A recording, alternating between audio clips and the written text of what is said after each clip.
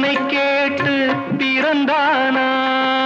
தெய்வம் செய்த பாவம் இது போடி தங்கச்சி. கொன்றால் பாவம் தின்றால் போச்சு இதுதான் என் கட்சி. ஆதி வீடு அந்தம் காடு இதில் நான் என்ன? அடியே நீ என்ன ஞான பெண்ணே? வாழ்வின் பொருள் என்ன? நீ வந்த கதை என்ன? தெய்வம் தந்த வீடு வீதி இருக்கு. தெய்வம் தந்த